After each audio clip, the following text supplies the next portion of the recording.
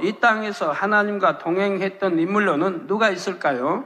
여러 믿음의 선진들이 하나님과 동행했지만 이 시간은 에녹을 예로 들어보겠습니다. 창세기 5장 21절에서 24절에 보면 에녹은 65세 때부터 300년 동안 하나님과 동행했다 했습니다. 그러다가 하나님이 그를 데려가심으로 세상에 있지 아니하였더라 했지요. 바로 산채로 하늘로 옮겨진 것입니다. 히브리서 11장 5절에는 에녹이 죽음을 보지 않고 하늘로 올라갈 수 있었던 이유를 다음과 같이 설명했지요. 저는 옮기우기 전에, 즉 하늘로 올라가기 전에 하나님을 기쁘시게 하는 자라 하는 증거를 받았느니라 했습니다. 하나님을 기쁘시게 하는 자라. 단 입술로만이 아닙니다. 증거가 따라야 됩니다. 에녹은 죽음을 보지 않아도 될 만큼 죄가 전혀 없는 깨끗한 마음이 되어 하나님을 기쁘시게 하는 자가 됐습니다. 하나님께서는 이런 에녹을 너무도 사랑하시어 이 땅에서도 내내 동행하셨지요. 그런데 마침내 산채로 하늘로 올리셨던 것입니다. 그때가 에녹의 나이 365세였는데 당시는 사람들이 900세 이상 살던 때이지요. 이를 오늘날로 환산해 보면 하나님께서 에녹을 한창인 청년의 나이에 데려가신 것입니다. 왜냐하면 에녹이 너무도 사랑스러워 이 세상보다는 아름다운 천국에 있게 하시고 하나님 곁에 더 가까이 두고 싶으셨기 때문이지요. 우리 하나님께서 깨끗한 마음을 가진 사람을 얼마나 사랑하시고 기뻐하시는지를 잘 알 수가 있습니다. 그런데 에녹도 어느 날 갑자기 성결된 것이 아닙니다. 65세까지 나름대로 연단을 받았지요. 창세기 5장 19절에 보면 에녹의 아버지 야렛은 에녹을 낳은 후에도 800년을 지내며 자녀를 낳았다 했습니다.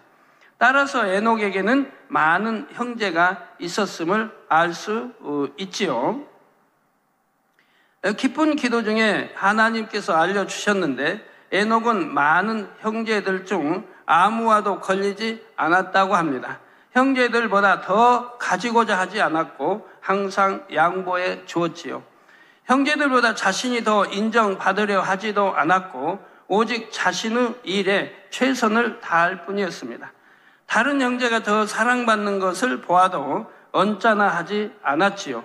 시기, 질투가 없었던 것입니다. 또한 에녹은 항상 순종하는 사람이었습니다. 하나님의 말씀에는 물론이고 부모님이 말씀하실 때도 자신의 뜻을 내세우지 않았지요.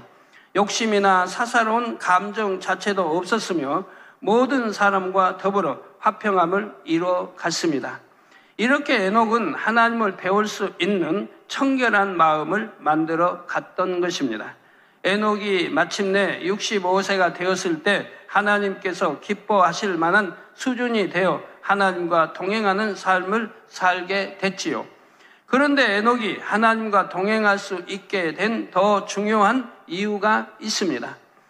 그것은 에녹이 하나님을 너무나 사랑하여 하나님과 교통하기를 즐겼다는 것입니다. 세상을 바라보지 않으면 물론 세상의 그 어떤 것보다 하나님을 더욱 사랑했던 것입니다.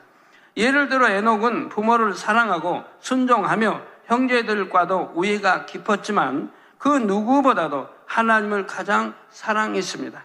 그래서 에녹은 가족들과 있는 것보다 홀로 하나님을 찬양하기를 좋아했지요.